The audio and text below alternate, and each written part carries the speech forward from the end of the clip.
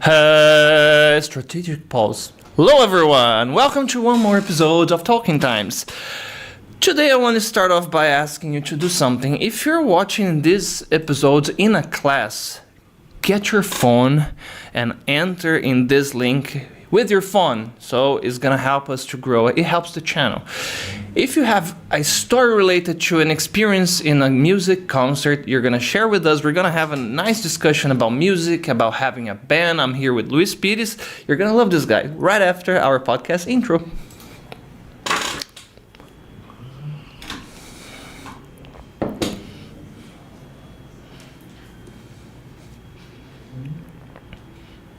Hello, Luís. Welcome, man. Hello. Thank you for welcoming me. Man, before we start, every time I have an English teacher here, I like to know your story. Why did you become an English teacher? Normally people tell me that is kind of, I was doing a little bit of this, a little bit of that, and then I started teaching, and here I am. But introduce yourself to us. Of course. Hello, guys. Hello, all of those who are watching me. I am Luís. I'm a teacher here at Times. And well, I'm also a musician, but we'll talk about that later. Well, my history as an English teacher, yeah, as you said, it's not a straight line. Normal. Although I had a very good start, say, because I graduated in languages and literature, right? As we'll talk about that later. And well, I developed this huge fascination for languages as a whole.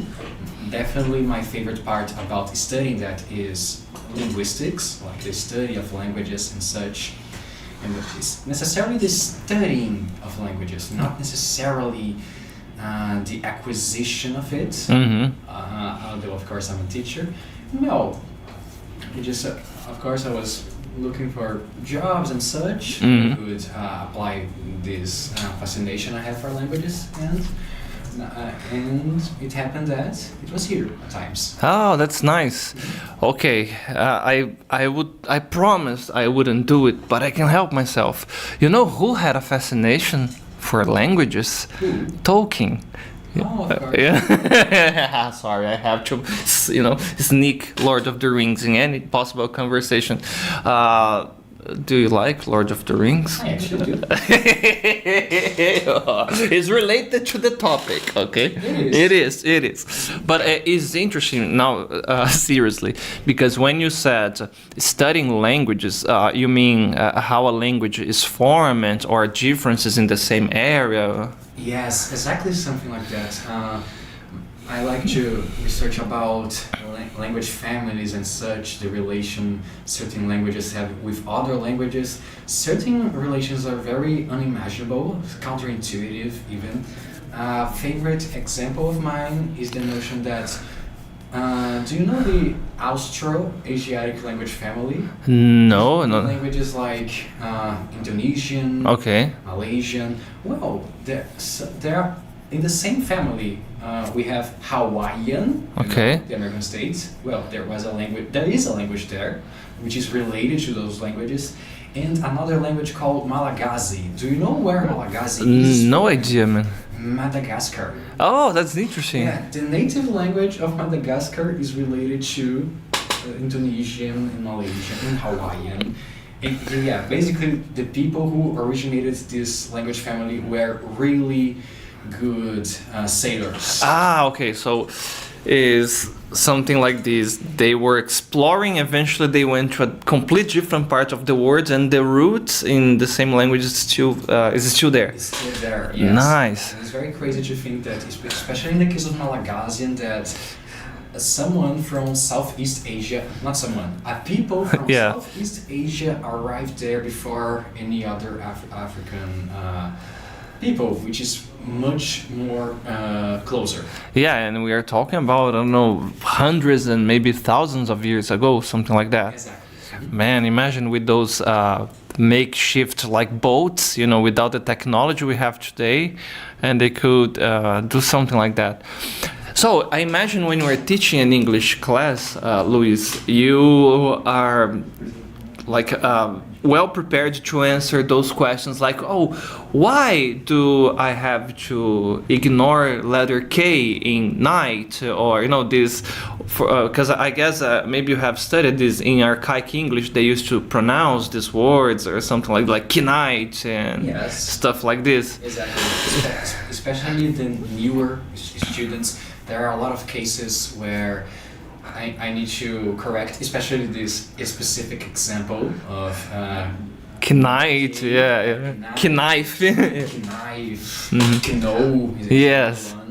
Exactly. So I need to correct them, and especially if I have time, I like to explain more deep the subjects.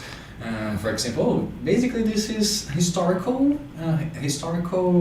Not grammar. I forgot the word. Spelling. Historical spelling. In the past, in the not so distant past, we pronounced this K, but now we don't pronounce. The same reason why we don't pronounce in Portuguese the letter H. Okay. Or when we started with something like Vossa Senhoria, Vós me sé, você, something like this. Man, this is very interesting. Do you have, special classes about these topics? I actually did some special classes. I did a special class about the influence of Latin in English. Especially because practically two-thirds of the English vocabulary, English lexical, is based on either Latin or French. Man, nice. And I was thinking here, I don't know if it's right or no, you can help me, but it's related to this. I will take a look at the chat at the chat in a minute. A very serious question. We have two words. We have more words than that, but we have two famous words to describe our buttocks, the posterior part of our lower back. We have ass and we have arse. Yes. So actually it's arse and ass. But I have a theory, correct me if I'm wrong or tell me if it makes sense, that is actually the same word, but it's a matter of accent. For example, it would make sense. Because imagine you write arse, but the British, they don't pronounce this R. So they will say, "Oh, my ass hurts because I've been riding my horse during the whole afternoon." And then somebody sees the word, like an Irish guy, and say, "Oh, me arse hurts because I've been riding the whole day," something like this. Yes. So it would be the same word, but because of the difference in accent, it became two. Does it make any sense? Yeah, it does make a lot of sense. Actually, it happens something very similar, not in the same language, but I don't know if you know that, but English and Portuguese are distantly related. Really? They are Indo-European languages. Okay. So, if you take all the Germanic languages, English, German, Dutch, the Nordic, Latin languages, Slavic languages such as Russian and Polish, they all have the same ancestor language, which, we don't have any register of it, but linguists could reconstruct that, and we call that Proto-Indo-European. Man, that's and interesting. by the way, there's an Indo. Do you know why there is an Indo? No. Languages from India are also related. So all of these languages, the hundreds of languages in India, Slavic, Latin, French, Celtic, like Irish, the Greek language, all of these have the same ancestor. And we can find some patterns between them.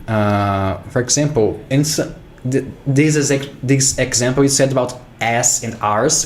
This is in the same language, but we do have very similar words in English and in Portuguese that have a slightly difference in usage, but they do have the same origin. For example, the word hurry in English and the verb correr in Portuguese. They have the same Proto-Indo-European origin. It would be something like Vader and father, maybe. Exactly. Man.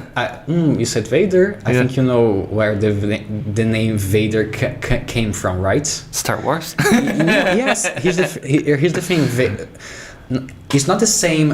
It's the same spelling. Okay. But I think the pronunciation is vader, is father in Dutch.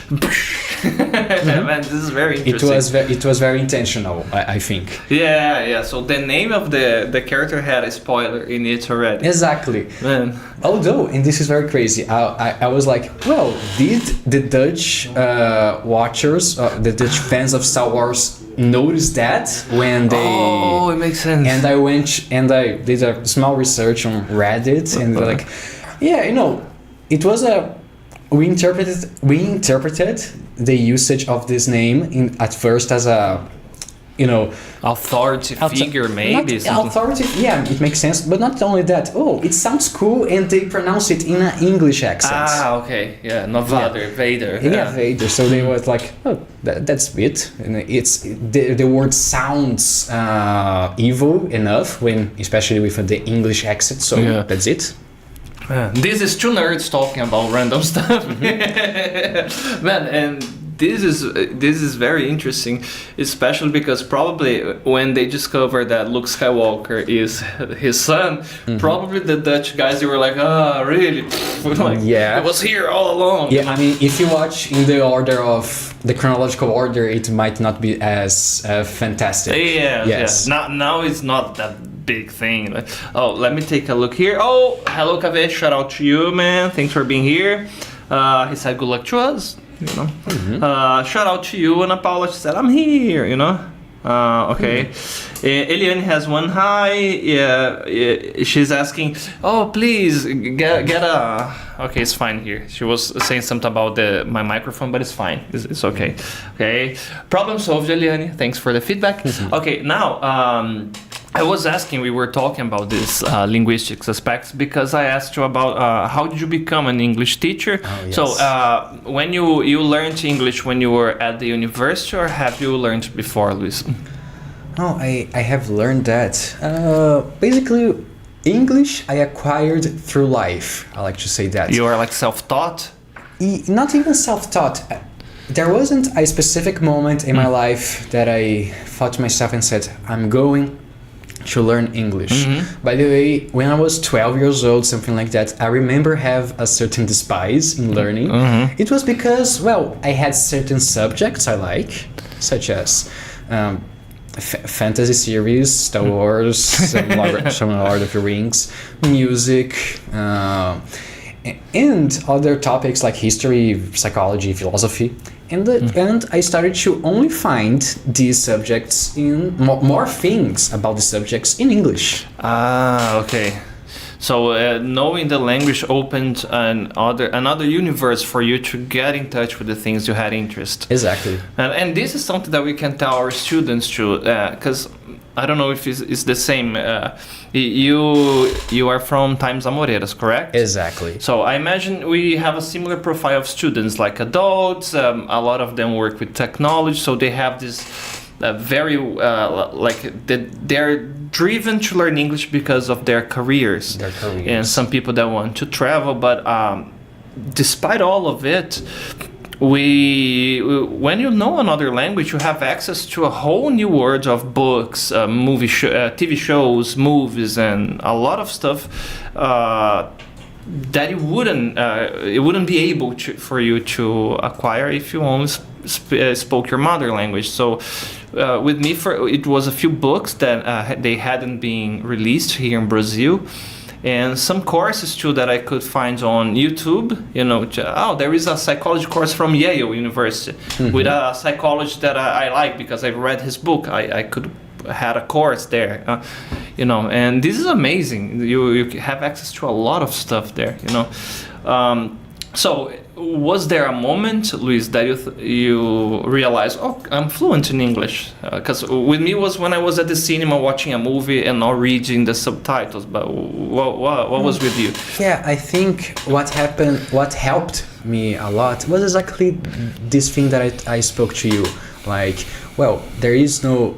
I never thought about, I'm going to learn English. No, I was motivated to learn something, to know about things, and the means to do that was by learning English, by not even learning, by using English, by consuming contents in English.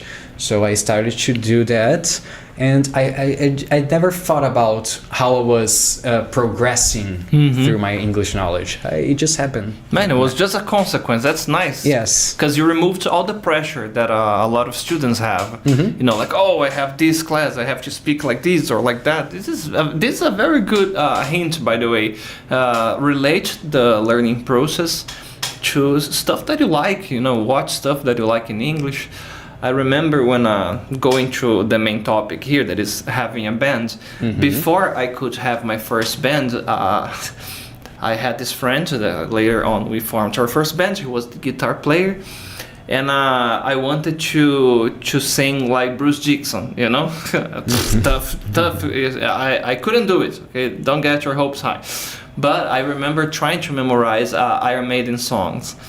And then I got this amazing CD that is Power Slave, you know, and there is the song there, Aces High, you know. And I was listening and say, oh my God, I cannot understand, it's so fast. And then I remember I bought the one that is you have the song Deja Vu, Somewhere in Time, I guess. The album. Caught Somewhere in Time. Caught Somewhere in Time, yeah. And there is the song Deja Vu, that there is a part that says, feel like I did it before. But he sings, feel like I did it before, you know. And I was trying to sing while I was hearing the song, and I couldn't do it. So wait, something's off here. And then I started to study and pay attention in this, you know. And eventually I started to understand the lyrics. When you were doing this, you know, studying, was there any moment that you felt surprised, like watching a movie was natural to you, not reading or listening to the song and you could understand? So any specific moment that grabbed my attention to what is it? I could not remember a specific moment. You know? Specifically with English, because I've been trying to learn by myself a little bit of Russian. By the way. Russian, yes. By the way, my God, I forgot to tell you, it's prohibited to say Russian things here. It is? Because look what's happening to the guy already. Every time, have you ever seen hip hop or rap in Russian? No. It's like something like this, you see? Complete gibberish. But we had a friend here, Mateus, shout out to you, man, and he lived there. Nice. And we laughed a lot because we were talking about this. And now I have to say, how far are you in learning Russian, and can you teach me something? I am in the very beginning, I would say. I understand some random words if you give me a text, but it's still, the grammar is very hard yet for now. But and by the way, I started to learn Russian especially because of interest in the history of the country. I think it's a very interesting history overall. And also because of that, this is very important for the topic of the band. In my band, I sang some songs in Russian. A cover. We did some covers from Molchat Doma. Do you know this band? Yeah, it's like it's difficult to say. This is the one that the singer looks like Nietzsche with a big mustache. This one. This is a very nice comparison. Yes. Okay, exactly. so I like. Now, what's the genre that they? Post-punk. It's post-punk. Yes. Because they don't have a drummer. Sometimes like a different sound. Yeah, it's a sample. It's like a sample. They are a trio, but it's the vocal, is the bass player, and the guitar. He has is Mocha, the pronunciation Mocha Doma or Molchat Doma. He has a very deep voice. You probably heard in some like it's really nice. You might like a club in São Paulo called Madame Underground Club. It's like it looks Madame. like I know. You know, I know know about it. Okay, they have some nights there, depending on the party, that the disco is like this. You know, yes, it's very nice. Recently, the band The Cure played there. Oh my God, I couldn't be there. Yeah, I couldn't be there. So, all right, so let's go back to the topic here, man. How can you explain to us how was the process, Luís, of making your first band? Of course. Because for me, it was very hard to find the right people. It was kind of an accident. I guess maybe this is the reason that after my first band we finished, I couldn't find the guys and have another one because I was trying to, and it was very, very random, and we had like a 5-year band. It was nice. What happened to you? Nice. You were learning how to play some instruments, you told me, right? Exactly. Yeah. I started to learn how to play bass in 2015. Okay. Right? And after that, well, I had a friend who already played guitar. Okay. We are in the same age, basically just a few months of a difference. And well, when I started to learn bass, he got excited about it, and he invited me. And well, we were in the same school, but the school was only until there was no high school in our school, so we separated, but we still, of course, kept contact, a lot of contact. And well, he managed to find a singer and a drummer, and we formed our first band. Well, we just did some rehearsals, some practice. We took some covers from. And we need to reconcile with our different tastes. Yeah, that's a challenge. That's the first challenge. This is very challenge. And then naming a band is a tough choice too. Tough thing to do actually. Yeah, it's a very tough thing to do. We didn't even have a name for this band. It's us. Yeah, let's play. Yeah. And well, the vocalist was more of a MPB guy, right? Okay. Me and the guitarist were more grunge, and the drummer, well, he was more metal. So I'm like, okay, yeah. If that had worked, it would have been a very nice blend. It would, yeah. It would be like Ed Mota on cocaine. Ed Mota on cocaine, yes. Imagine like. It would be very, very interesting. Yeah. Sorry, Ed Mota. Respect to you, but it would have been funny. But at the end, this band, well, it wasn't the only band as well before. We played just like until 2016. Okay. Not even play, we rehearsed. Oh man, it's very similar what happened to me, you know.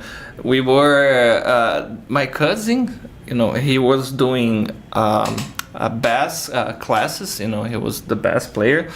My other friend was one of the best musicians I've ever met, you know, Hick, if you ever watch this, shout out to you, man. He was so good, man, like any instrument that you gave to him, percussion, string instrument, I don't know, he had this natural talent at musical ear, you know, like when you give some instrument, could be like some random folklore Celtic instruments that you have like a lever and you give something to the guy and he was like this, you know, ding, ding, ding, ding, ding, ding, ding, ding, ding. And after some time, ding, ding, ding, ding, ding, ding, ding, ding, ding, ding, ding, ding, ding, ding, ding, he would play something, you know, it was impressive. It was back in the day, I feel old, bingo, when MTV was about music, and it was on MTV like a Green Day concert, and we were laughing a lot because Billy Joe, the singer, he looked like he was on drugs. He was doing, they were singing, I guess it was She, you know, dun, dun, dun, dun, dun, dun, dun, dun, dun, and he was like, he was doing something weird, and I said, oh my god, this guy is crazy. Eventually, I don't know which one of us said it. Man, this is kind of an easy song to play. We should do it. I am a terrible guitar player. I know a few power chords, just enough so I can, you know, get a tune and start singing something. And I said, okay, I can sing and play the guitar. Well, you can play the drums because you can play anything. And Tom, you play the bass. You know, and we started a band like that, randomly, on the couch watching MTV, and let's start a band. It was something similar, only rehearsals, playing covers of Green Day and other bands like that. It was a fun time, you know. What were the first bands that you guys started covering? Covering? Yeah. Well, with a certain frequency, of course, Nirvana. Okay. We played About a Girl. Yes, we started with Smells. You know. Oh, this was tough. I couldn't sing Smells because of the screaming. Yes, I know, Drive, right? Yes. The technique. I couldn't do back then. you know. Yes. And it was very challenging for me because I was learning. I was first learning bass and I had a teacher. And you were doing classes too. Yes, I had classes. And this teacher taught me that, he wasn't like any teacher. He studied at Unicamp. Okay. He was like a music nerd, like really to study the thing. And he taught me that the bass player should always have one finger in each house of the arm of the bass. Okay, so you were basically like this. Yes, and bass melodies of Team Spirit, everything is on the first to the fourth house, and I was like, oh man, it's a tough song. And you will watch a concert in a pub, guys will be like dun dun dun dun dun dun dun dun dun dun dun dun. Oh man. I imagine you had to do a lot of those stretching exercises and and it was really very very helpful for me, honestly. Nice. And I felt that, oh my god, maybe this is gonna work when I started doing singing classes, and I wanted to sing like Bruce Dickinson and Steven Tyler from Aerosmith. Easy job, you know. Easy job. And then, I was a very anxious student about this. I would ask my vocal coach, I say, hey Gus, do you remember Antimatéria? Now it's Milord Taverna, but it used to be a school. Oh, yes. A music school. It used to? Yeah. I didn't know that. Yeah, it was a music school. There were concerts happen there too. Man, it was nice time. It was $3, $3, to enter. And I said, okay, can you teach me this technique? And it was something great, like a drive or some screaming, like something advanced. And said, yes, we can go there, but before you need to die and be born again. No, he said, but before you need to learn how to breathe. I said, well, what are you talking about? I'm breathing. This is very crazy. And no, you have to use a diaphragm. You have to push, and I started to know the basics, and man, it changed everything, What was the most challenging song that, because I don't know, musicians, they have this. When I can sing and play or do this solo like that, then I know that I can play. Was there a song that was like your goal, your aim?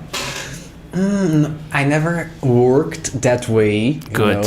It's healthy. Yeah, it's actually very healthy, especially because, honestly, I was learning with my teacher how to improvise in bass. Oh, even better. Yeah, so nice. I was like, there are some songs that, because since I started to learn how to improvise, I was like, well, I know more or less the scale here. I won't learn the song piece by piece. I will just improvise in certain parts, and that's it. Yeah, man, this is amazing because it gives you such a freedom when you are there on the stage.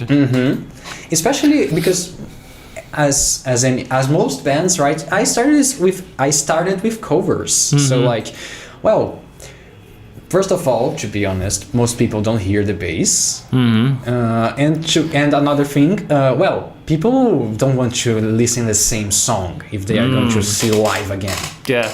But that's it. They normally don't listen, but when they normally don't listen. Yeah, when they do, it's because something nice is going on. Like think, I don't know, bands like Red Hot Chili Peppers. Or the opposite of nice. It could be something terrible. This is important as well. What is this sound that I'm hearing? Oh, you have to tune it.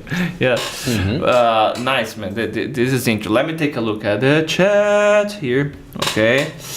Shout out to you, Simone. Shout out to you, Fabio, too. Okay, tell me about, no spoilers, what's the name of your band and how did it come up, man? Well, my band is Supernova Andromeda. We are a grungy shoegaze-like band. Okay. Shoegaze, what is a shoegaze? Do you know a band called My Bloody Valentine? Yes. Yes, so they are called shoegaze because they use a lot of, especially the guitar, some part of the bass as well. They use a lot of guitar pedals. It's a style with a lot of guitar pedals, and these are their shoe. Now it makes a lot. And not only that, it's not just because of the pedals. They are more focused on not even the performance. I like to say that shoegaze, although instrumentally speaking, it is derived from rock. The attitude is very anti-rock. They don't act like stars of the show and such. They are there to perform their songs, and that's it. It has like maybe a jazz influence, something like this. Not so much, yeah. Not in the sound, but I mean in the posture. Like I'll present something to you. Yes, exactly. That's interesting. And okay. So, and how did you create the name? What was the process? First of all, basically, one of the songs our guitarist was creating was very, how can I say, spatial, and then, well, we thought about Supernova. Just because of the theme, why we choose Supernova and not, I don't know, stars, the explosion of the star. Yes, and why Supernova and not any other term? I will not be able to specify the reason. Just appeared. Yes. Okay. But then of course we searched about names with that name, and there's a lot. Oh yeah, that's one of the first challenges that we have. I want my second band that I had for a short period. We wanted to go something with like a modern hard rock with some goth influence. Nice. So it would be, and then we said, man, we should have a name something like Dead Poets. It would be nice. I said, Dead Poets. I like this name because we can write some poetic stuff. Ironically, I know the Dead Poet.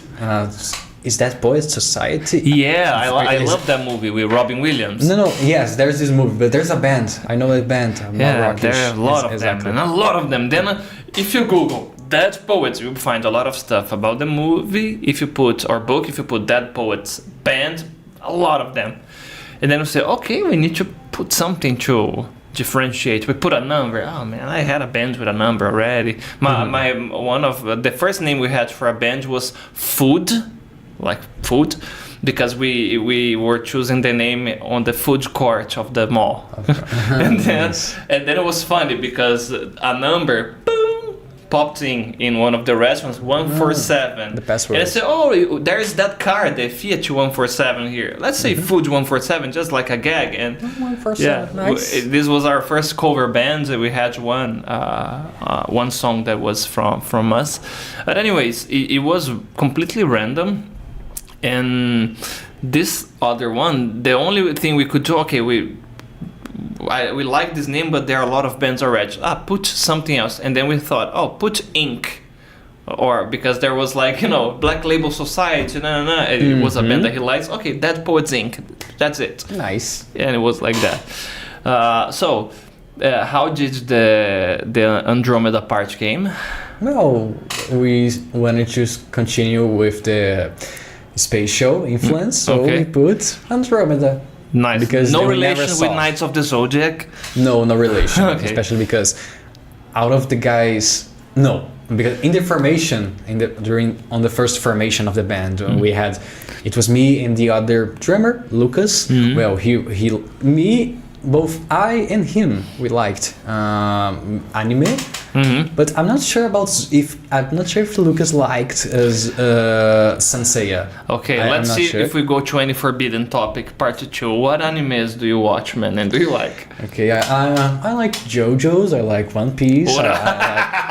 Bingo. Okay. Yeah, I'm addicted in One Piece. I like JoJo too, but One Piece for me is okay. And Berserk too, Of course, although Berserk, it has specifically to be the manga. Yes. Only the 97 animation. No, of course, the 90s is amazing. The other trash. By the way, I love the opening of the 90s of the Berserk anime. It's like a punk band. It's like a very punky, groovy. It is. It's true, man.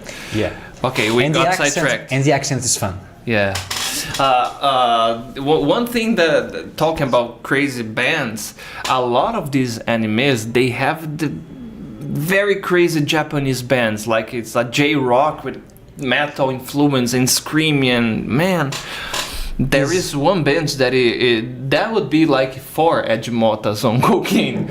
The name is something like Fear and Loathing in Las Vegas, like the movie. Nice. Uh-huh. Yeah. The only thing that is weird at the beginning is that there are two singers, one that screams a lot and the other with this very high-pitched note, like... But he uses a lot of auto-tune. So it sounds weird at the beginning because you have like... You know, that auto-tune, auto-tune-ish vibe. But man, they are great musicians. And the bass player is amazing. Yeah, this is something that I like a lot, the Japanese music scene, because although I don't know as deep as other scenes, but it's something I noticed, like, because they are from they live in another part of the world, so everything they receive outside it, especially from the USA, they take jazz, funk, rock, metal, pop, electronic. They look at that and say it's all the same thing, and they mix things without any taboo. I think it's very amazing. Very true. There is this Japanese band. They sing pagode, man. Yeah, I know. I'm aware. Google it after the podcast. So you mentioned that you listen the niche band Mochadoma. Is this Mochadoma? Yes. Mochadoma. The Russian, they sing in Russian, Japanese. Do you listen to any German bands like Rammstein, something like this? German bands specific. That sing in German specifically, no. But of course, I like the metal scene of Germany in general. The thrash bands, some black metal. There's a band there called Cannon Fiber. Yeah, Cannon Fiber. They are black metal. You know, they sing about World War I exclusively. Really, it's like a Sabaton, but like more limited. More limited. Yes. Oh, Sabaton is amazing. Yes. Okay, let me focus here. You mentioned black metal. Let's break a few stereotypes here. You know. First, before we go to specifically about music, there's something about having a band. Can you share with us, Luís, what are the normal struggles that people have when they're creating a band, you know? Because you can, like you said, I have a group of friends, we like music, we share this passion, we want to have fun, maybe write a few songs and play in a few places. One thing. You have the aspect like, oh man, I don't want to be famous. I don't want to live out of music, but it would be cool. Imagine, you know, you have this, and then you said something before we started the broadcast that is about, for example, the time that it demands too. So, what are the negative and the positive aspects in your perspective of having a band? First of all, the positive aspect about having a band, I think, is the same positive aspect of any art someone could practice, is that you're going to express yourself. Nice. Nice. And this is amazing. It gives you a way to talk about your feelings, to express your feelings. It gives you, something to do, to occupy your head, you know. So I think this is one of the most important aspects, and also now talking about another good side is that music invariably there is I think there is no exception probably is a type of art that you necessarily need to interact with people, be it with your fellow musicians or of the public that will listen to you, right? So if you are an introverted person, it would in a way help you with your social skills, or even to make like a genuine human connection, because it's a very special feeling when you, for example, I was productive when I was angry or sad, you know, when I would write a song, something like this. And if I played this and I see another person singing what I wrote, of course, there's a little bit of ego there, like, oh my God, the person's singing my song. But you are making another person feel better, have fun, and connecting with it. That moment is very specific, it's very beautiful, it's very nice. Yeah, it's very nice. It's something very interesting about having a band. This is universal for any genre, especially if you are talking about original songs, bands that produce original songs, is about finding balance between everyone's ego in the band. Egos. Okay. Yeah. A lot of bands they don't have like a stable career because of that. You can think of Guns N' Roses or a lot of Clash there. Or Oasis, I guess. Oasis is one easy example too. You know, the brothers. Oasis is a very interesting example because they're brothers and they are brothers. They can have a band together. They fight a lot. I mean, and it even happened. They went. One of the brothers, I forgot which one, went against David Grohl because David Grohl said, "Oh, I think we should create a petition." And sign a signature petition for Oasis to come back. Oh, really? And then one of the brothers said, "I think we should." Shut the fuck up! He was very stylish. He answered, "I think you should do a petition for Foo Fighters to end." Oh man, that was like a horse kick. Damn, man. So I guess it's a very touchy subject for them. I don't know what happened there, man. They should go to therapy, those two guys, because I like the band. By the way, talking about therapy, and there's another band which is very successful, and they never changed any member, which is impressive because they are five. They are five members. Rammstein, Oh, it's true. They do therapy as a band together. Really? Yeah. I didn't know. That's a very interesting news. This is why. And it makes a lot of sense, you know. In many ways, when you have a band, in a way, it's like a marriage, in a way, because, you, for example, if you have a silly fight with one of the members of the band, so let's say something stupid, like, "Oh man, this song that you wrote just sucks." I don't know. And then you have to rehearse together. When you are playing music together, it needs a certain level of sync, and you need to be in the same vibe. It's a connection that, for example, if I'm angry with you and we're playing together, I don't know, it doesn't fit. It feels like something is missing. I don't know, I had this feeling. Whenever I had a fight with someone, like a discussion or something like this with one of the guys in the band, the rehearsal was a little like, you know, it was a little off. So doing therapy together as a band, like I don't know if there is a name, like there's couple therapy, maybe just band therapy. Might be, yes. Group therapy. Or just group, yes. Yeah, but that's an interesting thing, man. Maybe it's one of the reasons they stick together for so long. Exactly. Nice. So are there some negative aspects that you can think, man, of having a band? Oh, of course, especially. Okay, this is at first it is not a negative aspect, but is more of a tip, you know, something important to know. If you can't work in group, if you can't have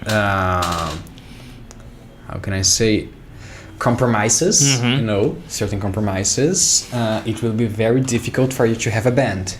Okay. You have to rehearse. Sometimes if you are a functional adult, like you study, you work, you have maybe to rehearse on Sundays or stuff like that. Yeah, not only those aspects I was talking about. I was talking about something like between the members. Okay. You know,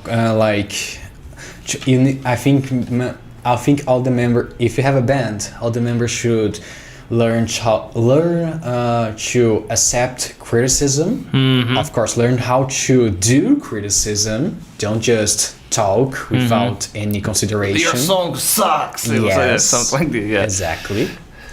And this is a very good aspect. One thing that you mentioned before, that the first band you had, people had different influences, like one was MPB, another was heavy metal. How do you make it work, like when you are if you decide to have a band that will write original songs, not play cover, and you need to find like a line. I'm asking this band because the first album that I recorded It sounds like voices in my head. That should have been the name, because we have one song that is very popish, another that a lot of screaming, like heavy riffs, like, you know, D minor riff. Nice. So yeah, it was nice for us, but for people that have a more, how can I say, they would like to listen an album, and not all the songs sounding the same, but some consistent. You know, they're like, okay, this is like a heavy metal album, or this is a pop album. Maybe the first problem we had in our album was some songs, it feels like you are listening to a pop rock band, like a ballad, you know, like something that could be like a I Don't Want to Miss a Thing from Aerosmith, like a real ballad, something like this. Another song, it would sound like a post-hardcore band with screaming and, you know, double kick drumming, stuff like that. So it was not, we lacked cohesion, you know, in the album. So how can someone make it work as a group? Yeah, specifically this I never experienced with the bands that, you know, the two bands that I'm in and that we are working well together. Because in Supernova, well, we do have the same tastes mostly. Like, this is a nice hint. Yeah, this is very nice. That it helps, you know. But in that sense, we are very privileged because it's not always that it will happen. Yeah, you know. So yeah, if you don't want to have trouble with that, a good choice is, well, go to. There are some websites, I believe, that, well, hello, I want to create a band, I have these tastes, the band, and this is what I idealized for the band. So use the fucking internet, you know. Yeah, it makes sense. The problem we had, I'm talking maybe about oh my god, my first band was 20 years ago already. I feel old, bingo. Damn, man. Damn. So today, with social media in general, is really easy to find. Maybe you can start with a cover band and then, you know, slowly go into the direction you want to. Nice. If people want to hear Supernova Andromeda, where should they go, man? Oh, nice. We have our songs on Spotify. Okay. Is it difficult to put it there? Bureaucratic, not so much, not so much as people think. You have to go to a website related to the copyrights of your songs and such, related to, in your case, of course, Brazil's government and such. But you put the the name of the composer, okay, and then in this case the band should talk between themselves the name of who, if there will be someone, there will be the name of someone will not be there and such. It's something they should combine. And well, after signing up there, you go to oh, by the way, there's another, how can I explain that? There's another part of putting your songs online in website, not in websites, in apps like Spotify, Deezer and such. You need an enterprise, a company. Usually, okay. And, you know, but most companies are very accessible. You know, there are many companies who are accessible. You know? I remember when I'm asking this because the two albums that we recorded are on YouTube, you know, and we wanted to put on Spotify and other channels like YouTube Music, stuff like this, and we had like this block that was, oh my god, we have to register this and that, no time. Said, forget, we do it later. So it was something like this. So they can listen you on Spotify. You guys have a YouTube channel? We do have a YouTube channel. You can search Supernova Andromeda. By the way, the reference is that we are the band with this cat right here. This cat, find the cat band, easy to find. Nice. Exactly. And we have, of course, our Instagram. You can go there. It's _Supernova Andromeda, everything together. Nice, man. Okay, go there, guys. Subscribe and send a message. Oh, I saw you on the podcast. Okay, what about playing live, man? How does it feel for you when you are on the stage and playing the songs? And You can share how was the first time and how it is now. The first time, well, there was a specific first occasion that I played, which was in a birthday party of a friend. But it's good to start in situations like this. Of course, it's very helpful. Exactly, especially because it's between friends, and well, they will not judge you if you have a mistake and such. So in this case, that's okay. Now, if I'm seeing if. I think the first time I performed live for people that I didn't know, it was for when me and my friend Victor, I played together since the beginning and who's part of Supernova Andromeda. Well, we played together with one of our old drummers, It was a presentation of this drummer's school. He was a student. Yeah, nice. He was a student of this school, and well, we performed 3 songs. Like a talent show, something like this. Exactly. Nice. We performed 3 songs, cover songs, something like that. By the way, it was very nice because now I remembered. People asked us to play one more song. Oh man, this is amazing. So people really liked. Man, this is an amazing feeling. We played in a school talent show, something like this. A friend of a friend said, "Oh, it's a project that I have to do, and if you guys can go and play, I will have a nice grade. We'll be part of the project." And say, "Man, we found a gig, a place that we could go and play," because it was hard. Nobody knew us. We didn't have experience. It was nice too. It was a nice. It was only teenagers, so everything you play, like, people were having fun. It was a very nice feeling. It was nice. Yes. And how do you feel when you are on the stage, man? Do you get in the zone? Like it feels when you are there? It's like, oh my god, it was so fast. I did already got in the zone plenty of times. Nice. Especially something very weird happened to me in the beginning, probably because I didn't feel a lot of things before and even during my first stage presentations, but I felt bad after it because I thought about certain mistakes I did in my performances and such. The judgments. Oh man. Yeah, not even the judgment because I didn't spoke with people after the show. Self-judgment. Self-judgment. Yeah, this is the worst part. I think even worse than the people. No. It's because nobody never went to me and said you were bad. It didn't happen to me yet. Let's see. Yeah, with me happened. It was the guy from the band. Man, what happened to you? No, I'm joking. Something that even today, is very weird. How we judge ourselves.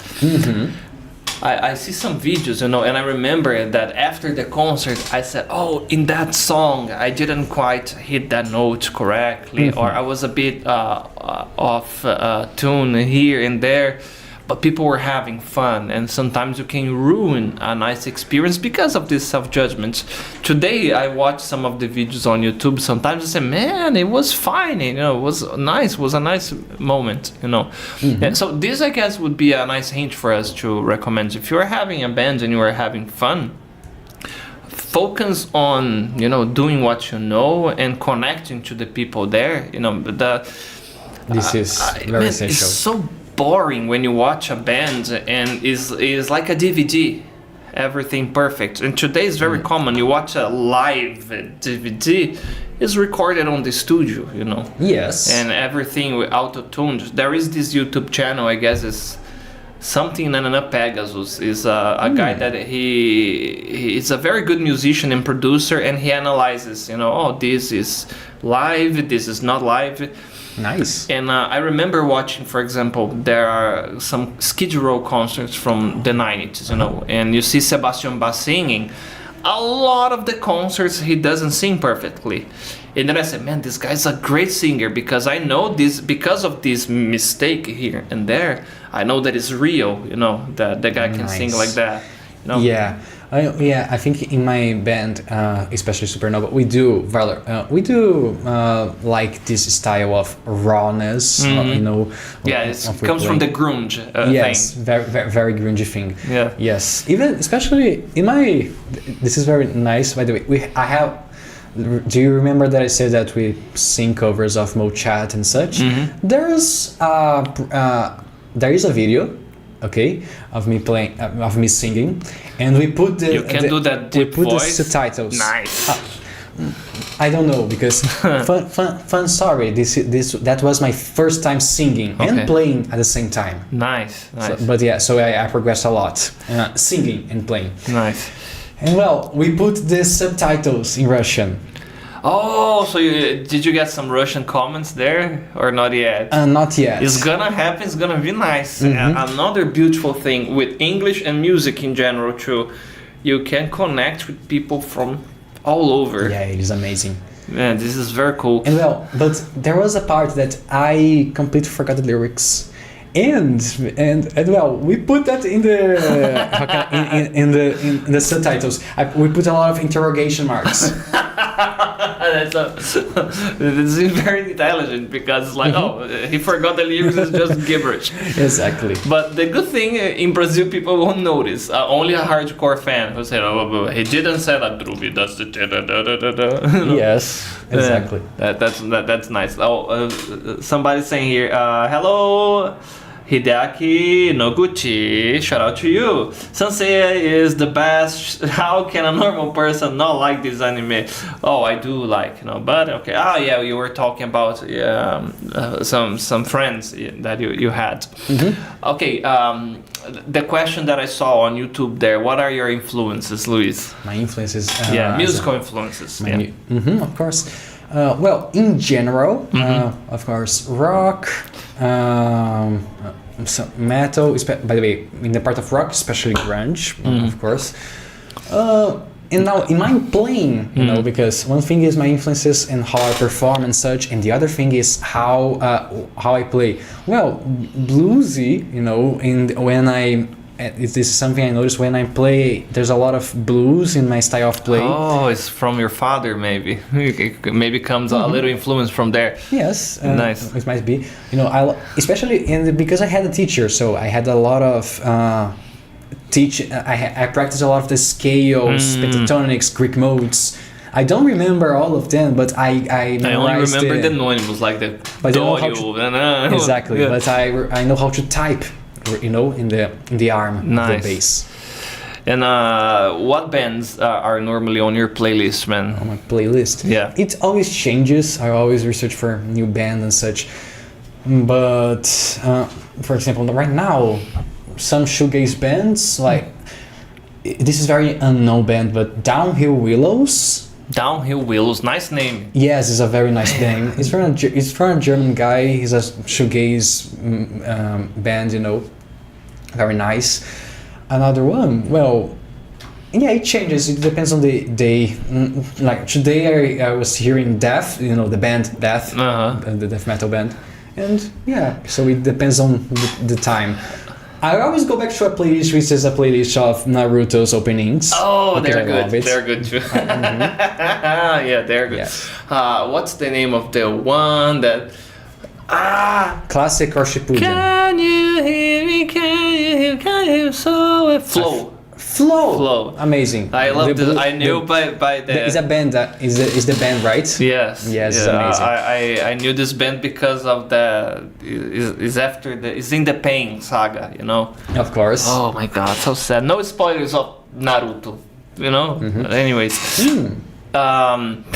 So something that I wanna break is one stereotype that I mentioned before. We have in Brazil that thing that they imagine. Oh, if it's a rock song, I cannot understand. They call in Brazil rock pauleira. Yeah. So they mix everything. That's old people's. You go to the barbecue. I don't know if you had this problem, but if it's a family barbecue, I can never put a song in the playlist. Mm-hmm. Because imagine some people are, depending on how your family is, they're listening to some Zeca Pagodinho, some I don't know, some what's the name of those guys? I forgot. Anyways, and then you put something like that, like a Slipknot song, for example. Yes. It's kind of But can you explain what are the basic difference of these styles? So, for example, comparing black metal, death metal, and heavy metal, for example. You can even use some bands if you want. Yes. Well, death metal is it will have a more guttural sound. It will have a guttural style on the vocals. Heavy metal, they might have a more high pitch vocals, and it will be more. How can I say? It's a slow vibe too, depending on the band. There's a slow vibe most of the band, yes. And rock, well, if you listen to a music and you feel like, well, my old uncle could hear that, it will be rock. Yeah, so if you can understand the lyrics, it's probably not death metal and not black metal. Okay, nice, man. Luís, thank you so much, man, for being here. Thank you. Unfortunately, I can see here we are running out of time, which is I would like to share a last nerd information about Star Wars. Yeah. Do you remember the planet Mustafar? Okay. The lava. Well, Mustafar is where he says, "I hate you." Exactly. Yeah. Well, Mustafa is a word in Arab that means the chosen one. Oh, did you know that? No. He's a Star Wars nerd here. Nice. Man, that's a nice one. Okay, final message to everybody watching us before we go. Of course. First of all, please listen to my band. And, well, otherwise, I haven't thought of nothing. So thank you so much for listening to this podcast or seeing it. All right. I have a recommendation. Okay, listen to your band, to Supernova Andromeda, but maybe in the future I don't know how the things are going to be, but you guys could play here something here. It would be nice too. Nice. Who knows, you know? And guys, thank you so much for the message, for being here with us. Don't forget, this episode is going to be on Spotify tomorrow. Subscribe to the channel, send a message, and if you are a time student, book your classes. Bye bye. See you next week on the same time.